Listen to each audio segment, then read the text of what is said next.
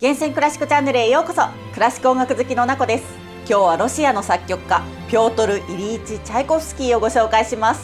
チャイコフスキーは交響曲や協奏曲、バレエ音楽などさまざまなジャンルで傑作を残した大作曲家です。チャイコフスキーの曲はセンチメンタルな旋律と壮大なオーケストレーションが特徴で、日本でも人気が高く演奏機会も多いです。今日はチャイコフスキーの名曲を聴きながらチャイコフスキーの人生をご紹介します。最後までご覧ください。チャイコフスキーは1840年、ロシアのボトキンスクという鉱山都市に生まれました。当時のロシアでは鉱山業が国家の最重要産業の一つでした。そんな重要都市のボトキンスクで製鉄所の所長をしていたのがチャイコフスキーの父でした。チャイコフスキーはそんな名士の家に生まれ、ボトキンスクの美しく雄大な自然に囲まれた幼少期を過ごしました。チャイコフスキーが音楽に興味を持ち始めたのは4歳の頃でした。父が当時の首都サンクトペテルブルクから持ち帰ったオーケストリオンという楽器に夢中になったのです。オーケストリオンというのは手回しオルガンの一種で、レバーを回すと曲が演奏される楽器です。このオーケストリオンから流れていた曲はモーツァルトの曲やロッシーニ、ベッリーニ、ドニゼッティなどのイタリア音楽でした。幼いチャイコフスキーはこれらの音楽に心を奪われます。そして特にモーツァルトの音楽への憧れは生涯続くことになり、後にチャイコフスキーはモーツァルトの曲を集め、こんな組曲を作曲しています。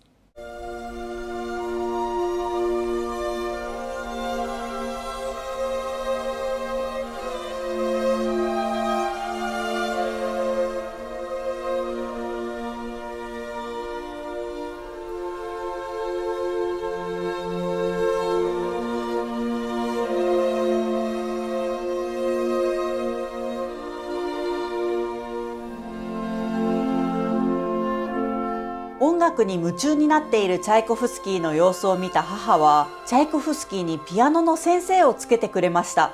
チャイコフスキーは繊細で聞き分けが良く、勤勉な優等生だったようで、先生に教わった初歩的な内容はすぐにマスターしてしまったようです。しかしこのボトキンスクでの生活はあまり長くはありませんでした。チャイコフスキーが8歳になる年に、父は製鉄所の所長を辞めました。これをきっかけにして一家はおよそ1年の間にモスクワ、首都サンクトペテルブルク、さらには東方の鉱山都市アラパエフスクと引っ越しを繰り返しました。10歳になったチャイコフスキーは本格的に学問の道に進むことにします。首都サンクトペテルブルクの法律学校に入学しました。この法律学校にはオペラ好きが多く、チャイコフスキーもよく鑑賞に出かけました。そして学校の聖歌隊にも入り、音楽を学び続けました。チャイコフスキーの類まれな音感と美しい歌声は聖歌隊の中でも突出していたそうです。また13歳の頃にはピアノのレッスンも再開し、何時間も演奏していたそうです。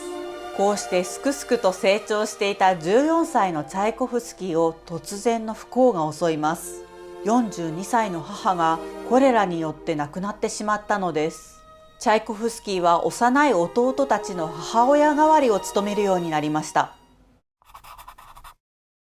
チャイコフスキーは法律学校を卒業してすぐ法務省で働き始めました。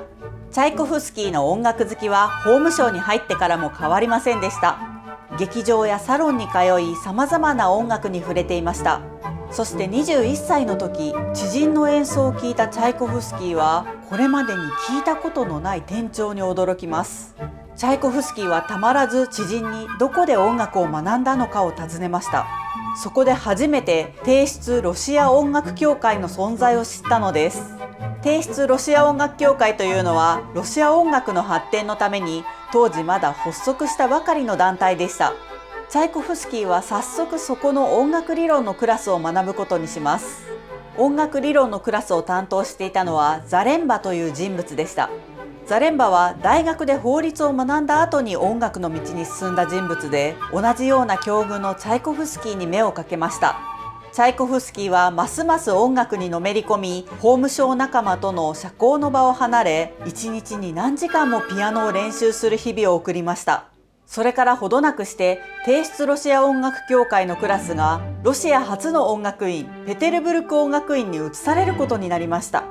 チャイコフスキーはザレンバの勧めでペテルブルク音楽院に入学し、専門的に音楽を学び始めたのです。自分の音楽への情熱と才能を確信したチャイコフスキーは音楽家の道を進むことを決断し、23歳で法務省の仕事を休職しました。そしてその年、チャイコフスキーは恩師に出会います。ペテルブルク音楽院を33歳の若さで創設したカリスマ音楽家アントン・ルビンシュテインです。ロシア音楽界の重鎮アントンの授業はチャイコフスキーにとって何にも代え難い魅力がありました。しかしその分生徒に要求するレベルも高く、教え方は絶対的で高圧的でもありました。チャイコフスキーは粘り強くアントンの授業に食らいつき、アントンもチャイコフスキーの才能と努力を認めていました。チャイコフスキーは音楽を学びながらピアノや音楽理論を教えて生計を立てていました。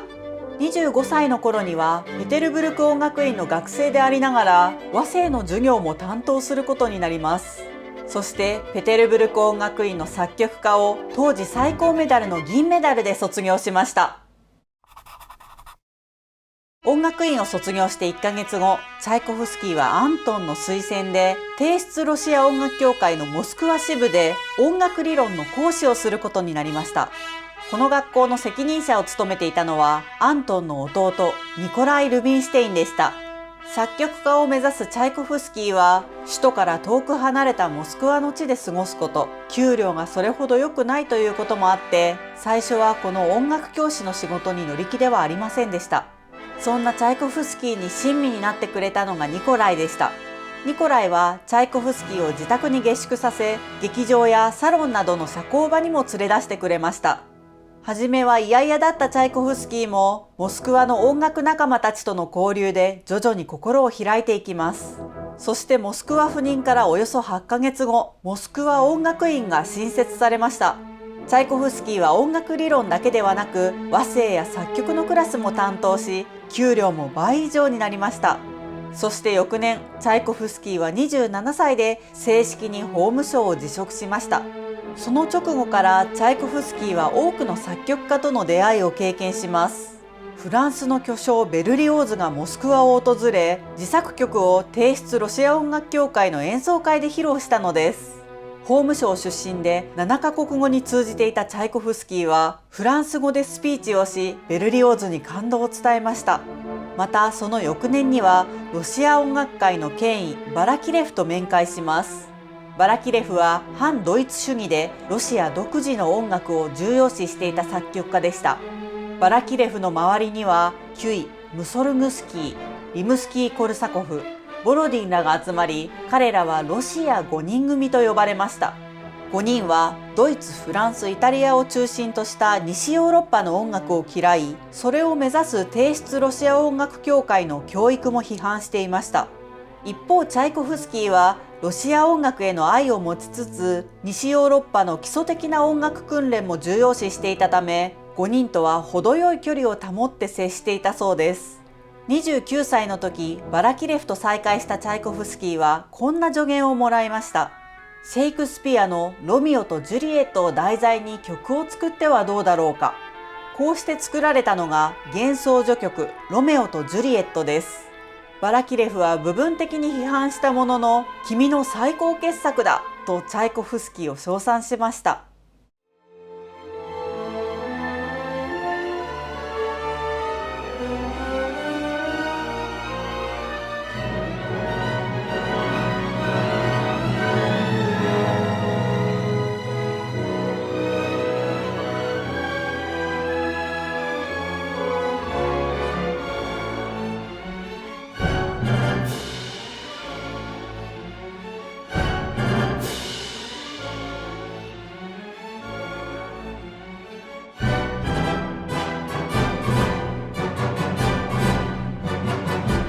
またこの間、チャイコフスキーには別の出会いもありました。ベルギーのソプラノ歌手デジレ・アルトーとの出会いです。イタリアオペラ団がボリショイ劇場でロッシーニのオペラオテロを上演し、その時にプリマドンナを務めたのがデジレだったのです。5歳年上のデジレの美しい歌声と演技に一瞬で心を奪われてしまいました。そしてその1ヶ月後、チャイコフスキーはデジレを訪問します。デジレの聡明さにすっかり魅了されたチャイコフスキーは毎晩のように彼女の元へ通い、自作曲まで送り愛を伝えました。そんなチャイコフスキーの熱烈なアプローチが実り、2人は晴れて婚約をしました。しかし才能あふれる音楽家2人の婚約は、これからのキャリアを心配する周囲の人々から猛反対を受けてしまいます。結局結婚の話がまとまらないまま、デジレは巡業のためにワルシャワへ向かい、2人は離れてしまいます。そしてほどなくしてチャイコフスキーのもとにニコライから衝撃的なニュースが届きます。なんと婚約者のデジレが他の男性と結婚したというニュースでした。チャイコフスキーは突然の裏切りに深く悲しみました。しかしそんな苦悩の中でもチャイコフスキーは作曲を続けます。そしてオペラオンディーヌを必死の思いで書き上げるのですが、これがチャイコフスキーをさらなる苦境に立たせました。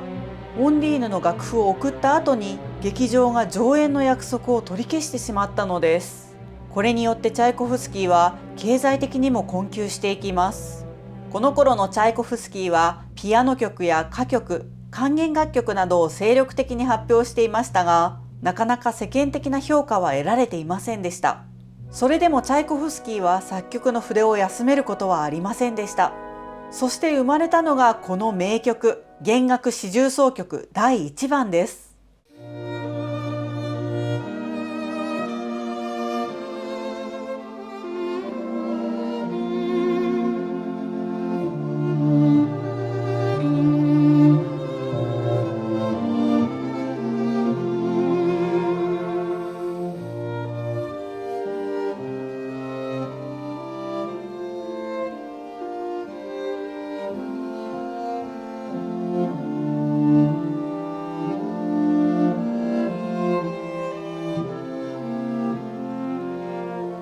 この曲は初演から好評を博します。特に今流れている第2楽章のアンダンテ・カンタービレの人気が高かったようです。モスクワの知識人たちがこぞってこの曲の演奏会を聴きに来たため、チャイコフスキーは30歳にして一躍注目の作曲家になったのです。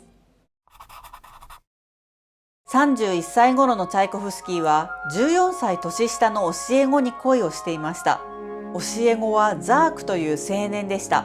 チャイコフスキーはザークの就職の斡旋を兄に懇願し、ザークをモスクワに呼び寄せます。2人は良好な関係を築いていたようです。チャイコフスキーは作曲活動に加え、評論などの仕事も順調にこなし、精神的に非常に安定した日々を過ごしていました。しかし突然の悲劇が起こります。愛するザークがピストル自殺をしたのです。33歳のチャイコフスキーはこの死の悲しみを作曲にぶつけます。そしてこの1年後に完成させた傑作がこのピアノ協奏曲第1番です。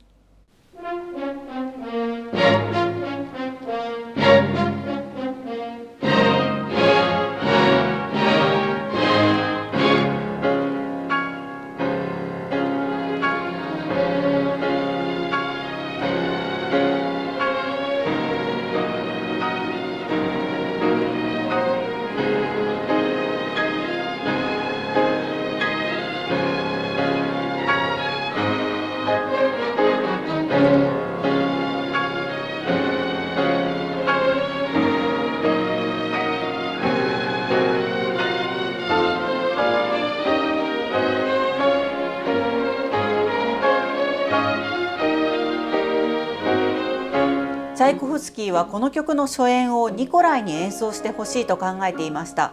しかしこの曲を聴いたニコライは絶対に弾くことはできない、直しようもない、低俗で使えるのはせいぜい 2,3 ページだと酷評したのです。全面的に書き換えるなら演奏してやってもよいというニコライでしたが、チャイコフスキーは珍しくこれを聞かず、一つの音も手直しせずそのまま発表したのです。ハンス・フォン・ビューローのピアノで初演されたこの曲は大熱狂で迎えられました。ビューローもこの曲を大絶賛しました。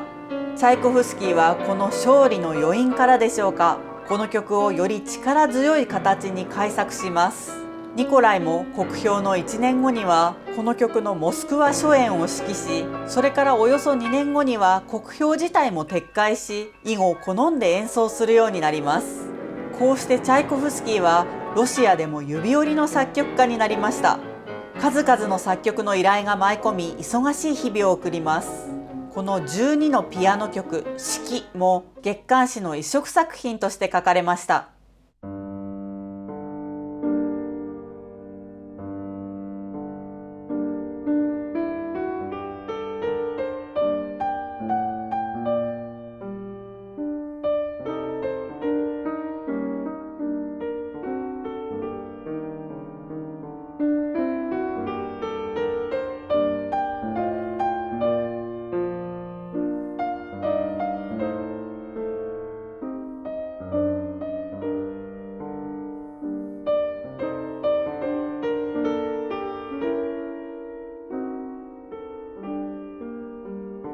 同じ頃、チャイコフスキーにとって新しい挑戦となる作曲依頼もありました。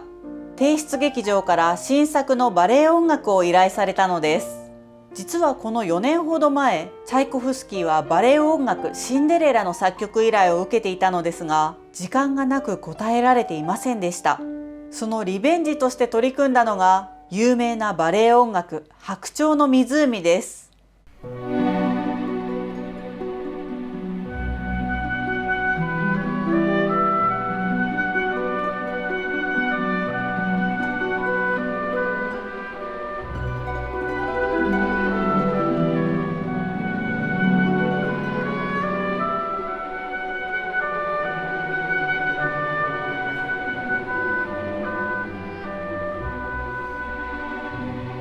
この白鳥の湖の作曲中、チャイコフスキーが人生を通して深く付き合うことになるある女性との縁が始まりました。その女性は大富豪の未亡人で、音楽好きで知られるナジェジタ・フォン・メック夫人でした。メック夫人はニコライと親しく、またチャイコフスキーの音楽の熱烈なファンの一人でした。ニコライからチャイコフスキーが経済的に困窮しているということを知らされたメック夫人は、チャイコフスキーに編曲を依頼します。メック夫人はチャイコフスキーと面識はありませんでしたが、これをきっかけにチャイコフスキーのパトロンになったのです。ちょうどメック夫人と手紙での交流が始まった頃、チャイコフスキーにはもう一人の女性からの熱烈な手紙が届いていました。アントニーナ・ミリューコバという上流階級の令嬢でした。アントニーナは兄嫁のつながりで、かつてチャイコフスキーと対面しており、それ以来チャイコフスキーに恋愛感情を持っていたのです。アントニーナの告白に最初は差し障りのない返事を出していたチャイコフスキーでしたが、アントニーナは1万ルーブルの遺産をほのめかします。それでも動かないチャイコフスキーにアントニーナの言葉はだんだん激しくなっていきました。しかしこの時チャイコフスキーには別に愛する人がいたのです。コテックという教え子の青年でした。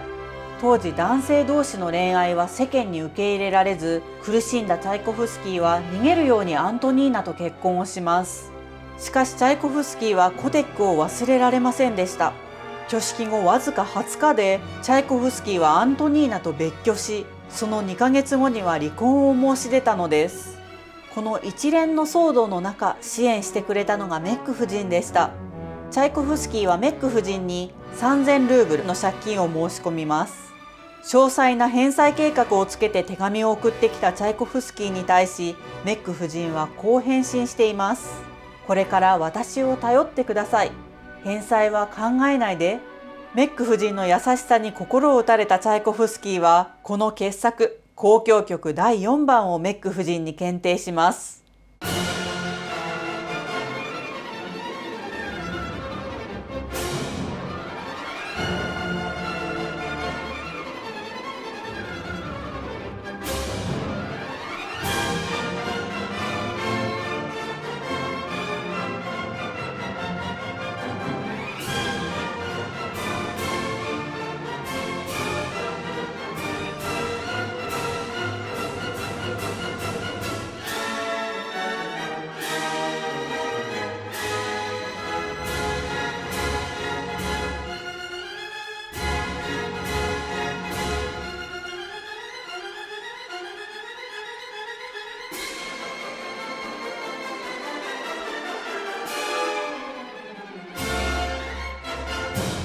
アントニーナとの望まぬ結婚を強行し、結果すぐに破綻させてしまったことで、チャイコフスキーは精神的に大きなダメージを受けていました。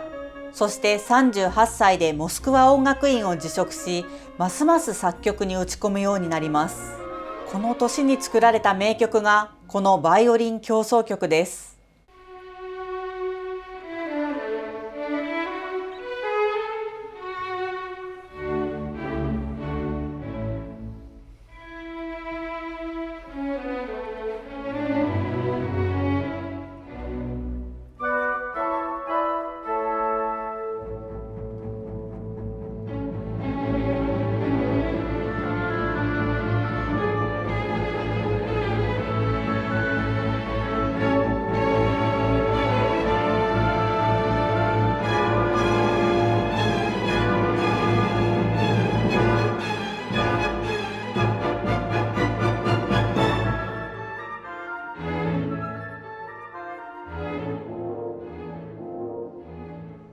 チャイコフスキーはこの曲の初演を名バイオリニストのアウアーに打診しますが、難しすぎると断られてしまいました。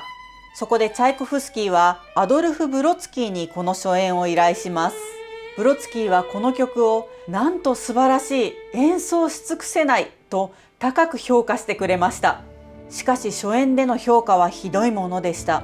評論家たちからは手当たり次第に作られた悪趣味なものと言われ、悪臭を放つ音楽とまで酷評されてしまいます。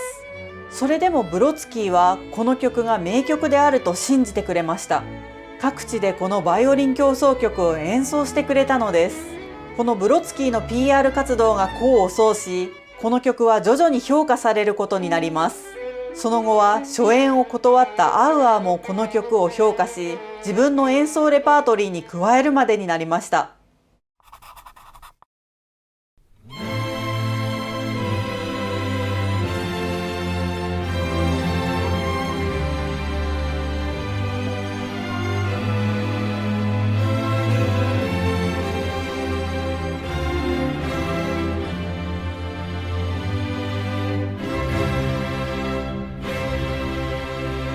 40歳を過ぎたチャイコフスキーはローマやウィーン、フィレンツェやナポリ、そしてパリなどに頻繁に訪れ、長期滞在するようになります。この時すでにチャイコフスキーはドイツやフランス、イタリアなど音楽の中心地でも知られるようになっていました。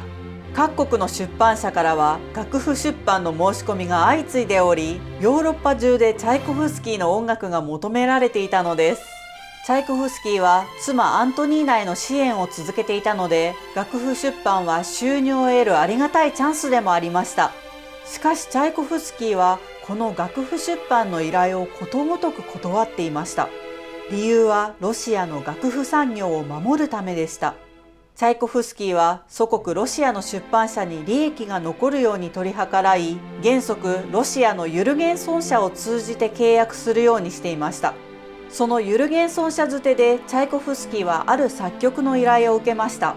モスクワで開催される産業芸術博覧会のために曲を書いてほしいという依頼でした。依頼主はその芸術監督を務めるニコライでした。チャイコフスキーはこうしたその場限りの機械音楽の作曲に後ろ向きだったため一度断ります。しかしニコライは諦めず、今度は直接チャイコフスキーに依頼をします。押し切られたチャイコフスキーは文句を言いながらも作曲に取り組みます。この時チャイコフスキーは周囲にこんな風に漏らしていました。この曲は凡庸か、もしくは創造しいものになるでしょう。もともと熱意も愛情も持たずに書いたので、それほど価値のある音楽ではありません。しかしこの曲が予定通り演奏されることはありませんでした。春に予定されていた博覧会は開かれず、さらには依頼主のニコライも亡くなってしまったのです。そして予定の1年後、救世主大聖堂前で豪華に初演されたのがこちらの序曲1812年です。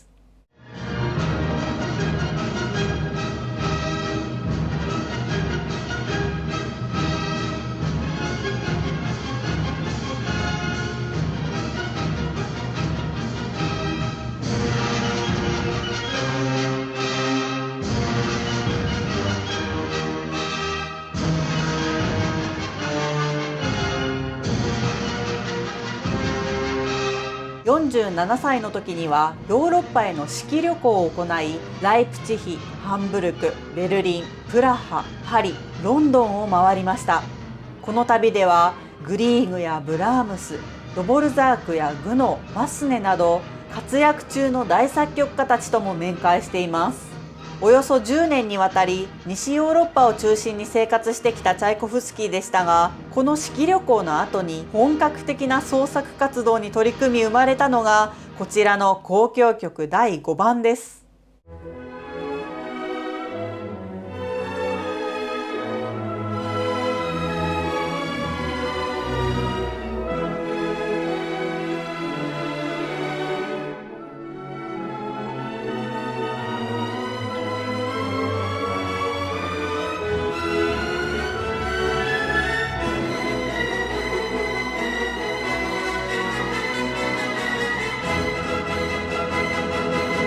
この曲を発表した翌年、チャイコフスキーは2回目の式旅行を行いました。ケルンやフランクフルト、ドレスデンにベルリン、ジュネーブ、ハンブルクにロンドンを訪れました。この頃にはヨーロッパにおけるチャイコフスキーの人気は一層高まっていました。チャイコフスキーは西ヨーロッパの大作曲家たちと初めて対等に付き合ったロシアの作曲家と言われており、チャイコフスキー以降、スクリャービンやラフマニノフ、ストラビンスキーにプロコフィエフ、ハチャトゥリアンやショスタコーヴィチといったロシアの大作曲家たちが次々にクラシック音楽界の中心に現れるようになったのです。順風満帆に見えた50歳のチャイコフスキーに衝撃的な知らせがありました。なんと信頼していたメック夫人から経済的苦境に立たされたので支援を打ち切りたいという手紙が届いたのです。しかも金銭的な支援をやめるだけでなく、手紙を通じた交流自体を終わらせるというのです。メック夫人がチャイコフスキーとの絶縁を申し出た理由には様々な憶測が飛び交っています。人気絶頂のチャイコフスキーが支援なしでもやっていけると判断したという説や、メック夫人の意思ではなく秘書の暗躍によるものだという説、あるいは息子たちに支援を反対されたという説もあれば、メック夫人が精神を病んでいて自分が破産したと思い込んだことによるという説もあります。いずれにしてもチャイコフスキーにとって悲しい知らせであることに変わりはありませんでした。そしてこの別れの悲しみをまた音楽に込めました。こうして作曲されたのが交響的バラード「地方長官」です。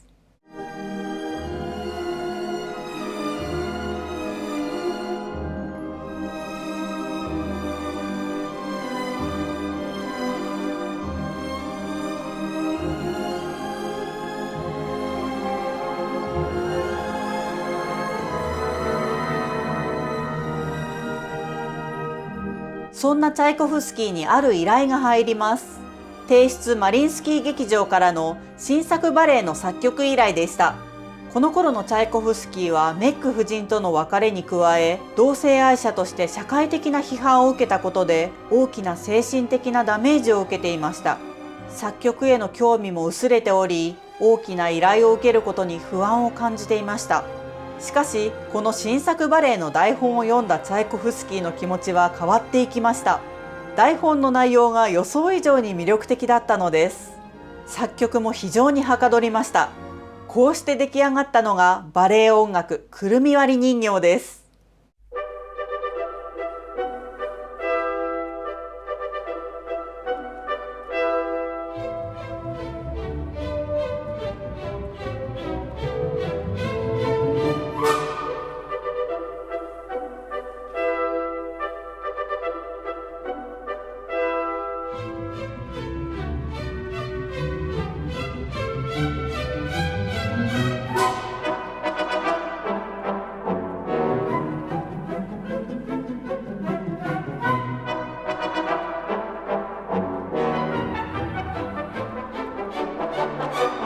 この作曲期間中、チャイコフスキーはアメリカで式旅行をしていました。アメリカに向かう道中、チャイコフスキーはパリに立ち寄ります。そこでチェレスタという新しい楽器に出会います。ピアノとグロッケンシュピールの間のような楽器にチャイコフスキーは魅了されます。そしてすぐにゆる弦奏者に連絡を入れ、楽器の代理購入を依頼しました。その手紙には興奮混じりにこう添えられていたそうです。この楽器は誰にも見せないで運んでください。特にリムスキー・コルサコフやグラズノフに知られないように。私よりも先に使われたくないので、絶対に秘密は守ってください。このチェレスタを使ったくるみ割り人形の中の曲がこちらの曲です。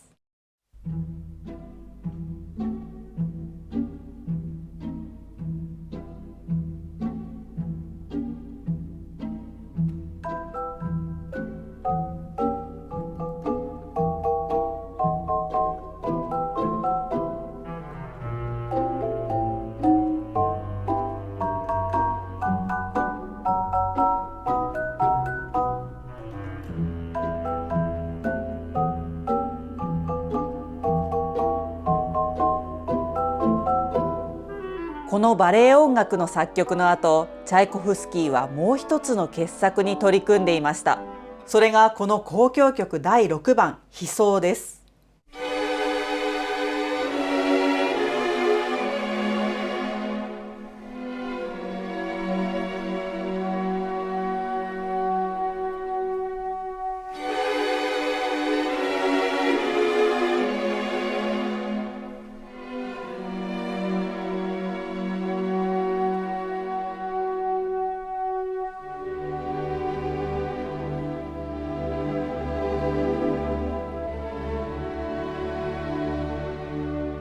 チャイコフスキーは作曲中から私の最上の作品になるだろうと自信を持っていました。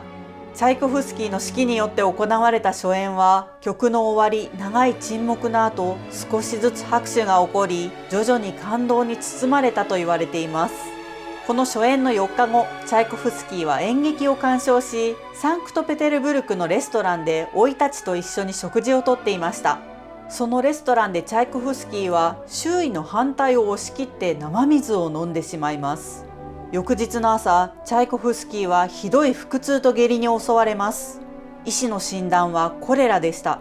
症状はあまり改善せず、3日後には昏睡状態に陥ります。さらには肺水腫を併発し、これが直接的な要因となったそうです。翌日の未明、チャイコフスキーは目を突然大きく見開き、そばにいた兄、弟、甥をそれぞれ見つめ、最後に天井を見上げました。そしてそのまま53年の生涯に幕を下ろしたのです。交響曲第6番の初演からわずか9日後のことでした。チャイコフスキーの死の真相は、これ以外にも自殺説や暗殺説など様々な説がありますが、現在有力な説はレストランの生水によってコレラに感染し、併発した肺水腫で亡くなったという説だそうです。チャイコフスキーの葬儀は国葬として執り行われました。ここまでチャイコフスキーの人生と代表作について紹介してきましたが、いかがでしたか？今日の動画をお楽しみいただけた方は、ぜひグッドボタンを押してください。この作曲家紹介シリーズはこれまでにもたくさん出していますので、ぜひ概要欄の再生リストから見てみてください。そして感想はぜひコメントでお寄せください。厳選クラシックチャンネルでは、クラシックをもっと身近にをモットーに、毎週金曜日の夜8時にクラシック音楽を楽しむ入り口になるような動画を配信しています。有名な作曲家の人生と代表作、クラシック音楽の歴史の流れ、オーケストラ楽団演奏家の紹介や有名曲のご紹介などをしています。クラシックに興味がある、クラシックにもっと詳しくなりたいという方は、ぜひチャンネル登録をして一緒にクラシック音楽のある生活を楽しみましょう。それではまた次の動画でお会いしましょう。ブラービー。